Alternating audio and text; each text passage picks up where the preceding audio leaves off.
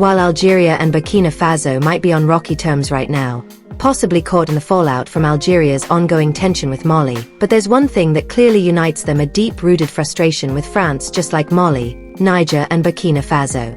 Algeria spent over 130 years under French colonial rule, and it wasn't until a brutal war for independence ended in 1962 that Algeria finally broke free. But even after gaining independence, the relationship between Algeria and France has stayed rocky, and things just took another serious turn as Algeria government has now given 12 French diplomats just 48 hours to pack up and leave their country.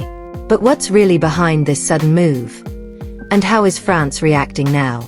If you wish to know, just stick around, because we're diving into the story behind the headlines. But first, do me a quick favor. Hit that like button to support the channel. Just a few days ago, France's foreign minister dropped a bombshell that Algeria has ordered 12 French officials to leave the country within just 48 hours, and the news circulating states that some of them worked directly for France's interior ministry. So what's behind this sudden diplomatic blow-up?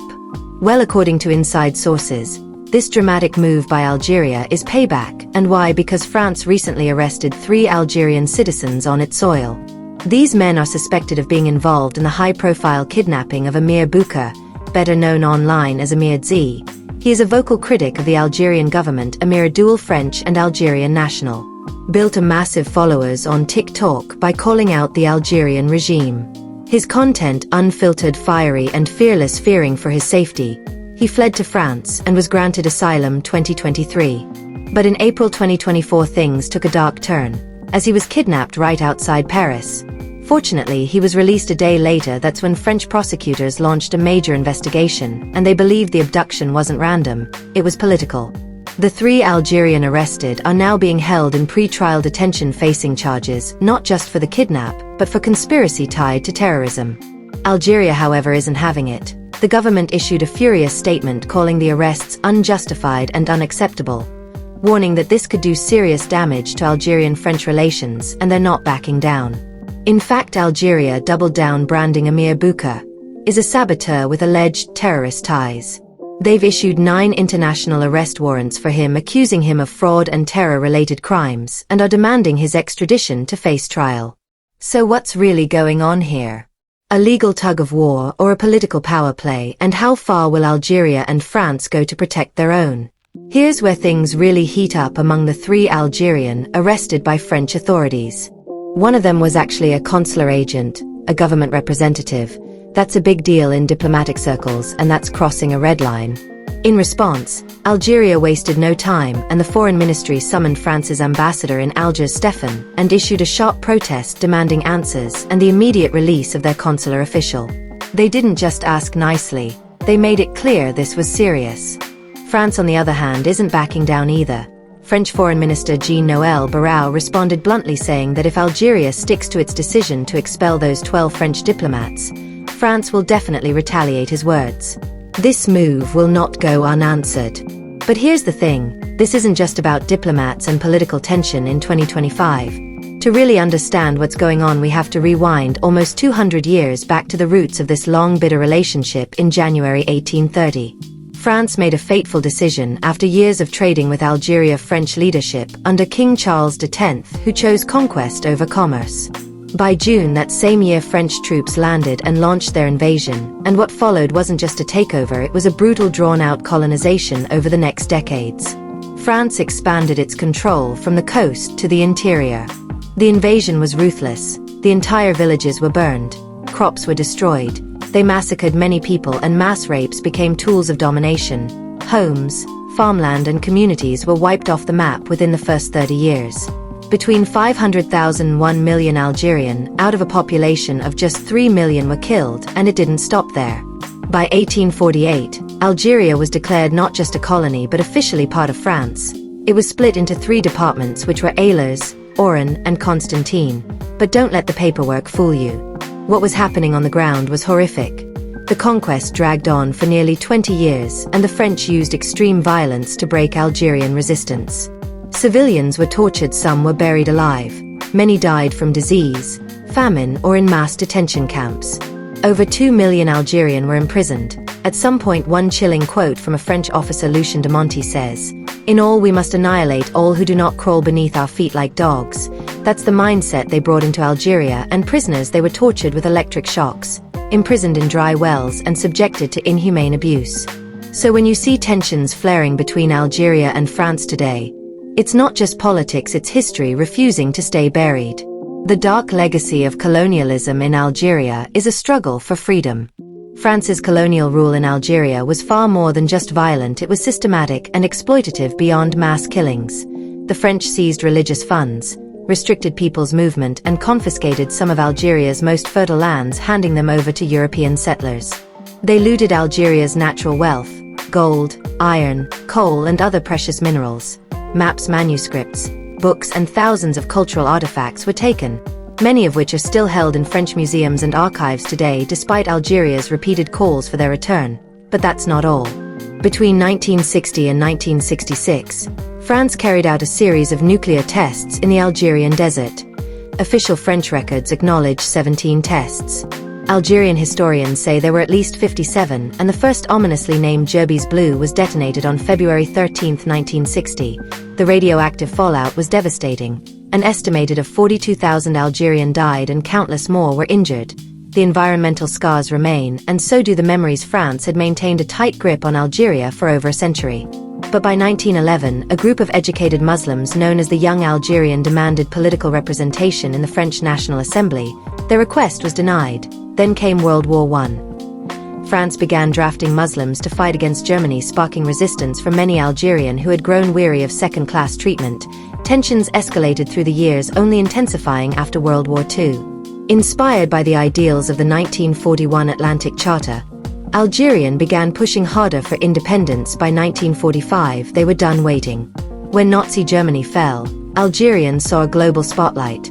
They rallied to celebrate not just the end of fascism, but to raise their voices during the UN conference in San Francisco. They wanted the world to know Algeria was ready to stand on its own, but France responded with brutal force. In May 1945, mass protests erupted across Algeria. By June, the French military had massacred thousands of civilians, many of whom had once fought alongside French soldiers against the Nazis. The tragedy became a turning point. Algerians realized then that peaceful demands would never be enough. Freedom would have to be fought for, literally. But knowing they couldn't defeat the powerful French army head-on, Algerian resistance groups turned to a new form of combat: revolutionary warfare. The goal wasn't to win a traditional war, but to bring France down politically and morally, by exposing the costs, the cruelty, and the hypocrisy of colonialism. The Algerian War for Independence exploded into action, and in the early hours of November 1, 1954, that night rebel fighters launched coordinated attacks on French military targets, and not long after, a powerful radio message broadcast from Cairo, which urged all Muslims in Algeria to rise up and join the fight to reclaim their homeland. The rebellion spread quickly. France responded with force, trying everything to crush the uprising, but their brutal tactics backfired. As news of the violence spread, every Algerian who had once stayed on the sidelines were moved to join the resistance. What started as a small insurgency was now a nationwide movement. By 1958, feeling the pressure, France made a last-ditch attempt to hold on to control. They offered Algerian Muslims the chance to become equals with French settlers, but after years of bloodshed and broken promises, it was far too late. The revolutionaries made one thing clear: that they wanted full independence and nothing less.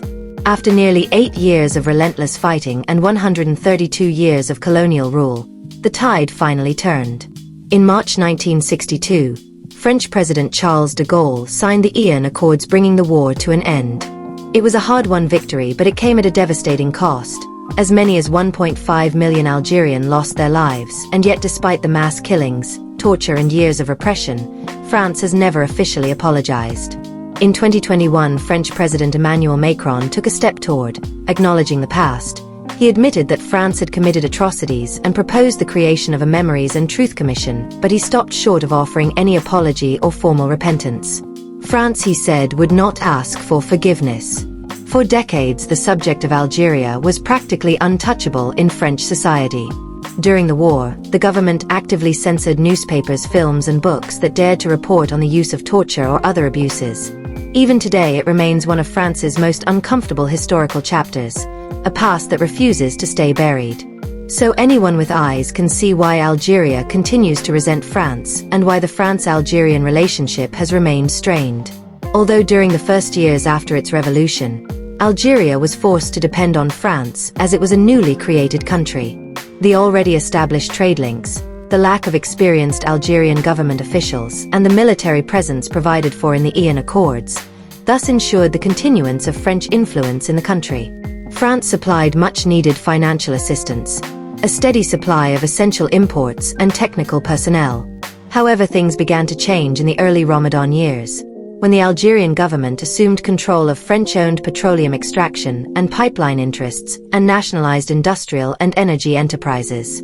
Algeria also kicked out the majority of French military troops, but unlike in the Sahel region, where French relations have become practically non-existent, Algeria did not completely distance itself from France.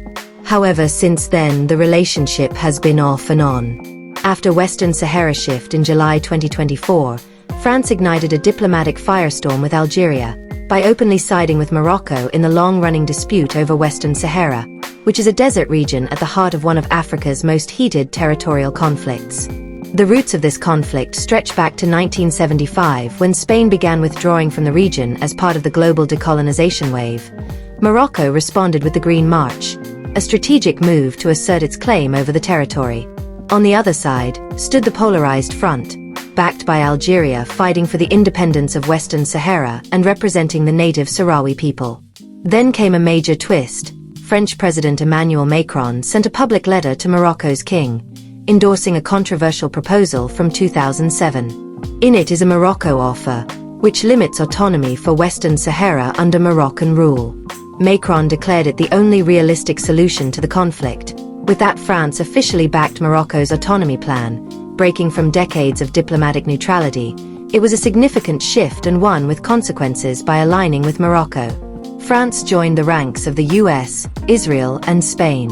All these countries eager to strengthen economic and trade relations with Rabat, but for Algeria and the Polaroid Front, it felt like betrayal in response. Algeria withdrew its ambassador from France, effectively downgrading diplomatic relations. The Algerian Foreign Ministry via state media slammed Macron's endorsement as a move which no French leader had ever dared take. Before the reaction from the Sahrawi leadership was even sharper. In a bold statement, Umar Sidi Mohamed Saadati, foreign minister of the self-declared Sahrawi Arab Democratic Republic, vowed that no matter what pressure Morocco or France applies, the Sahrawi people will never give up. They fight whatever hardships Morocco tries to impose on us with France's support. Saadati said, "Our people will continue to stand firm until Morocco fully withdraws from our land and the world recognizes our right to independence." As tensions rise, the Western Sahara conflict, often overlooked on the global stage, may soon return to the center of international attention. Things between France and Algeria have gone from bad to worse, and there's no sign of healing anytime soon. Earlier this year, France's top diplomat Jean-Noël Barrot publicly cast doubt on whether the two countries could ever mend ties. In fact, he warned the situation might deteriorate. Even further then, in December 2024, tensions hit. A new law. Algeria accused French intelligence services of orchestrating efforts to destabilize the country, serious allegations that led to the French ambassador being urgently summoned by Algeria's foreign ministry that same month. Algerian President Abdel Majid Tebboune didn't hold back, speaking with emotion and clarity. He condemned the lingering shadow of France's colonial past and said, "We're honoring the dignity of our ancestors." Over 5.6 million Algerians died during 132 years of colonization, and no amount of money can make up for even one life lost. He also pointed to one of the most haunting symbols of that brutal history, which is the skulls of Algerian resistance fighters taken by French forces in the 19th century and displayed in French museums. "They took 500 skulls," Tebboune said, "and we've only recovered 24. His message was clear and shows the trauma of colonization still runs deep and reconciliation seems further away than ever. So can this relationship be repaired? Honestly, it doesn't look likely. France's refusal to apologize for its colonial crimes continues to fuel resentment not just in Algeria but across Africa, and the divide between France and its former colonies is becoming more visible every year. Some countries like Ivory Coast and Cameroon still maintain close ties with Paris, but a growing number of Francophone nations, especially in the Sahel region, are actively distancing themselves, and it's not just talk. Take Mali, for example.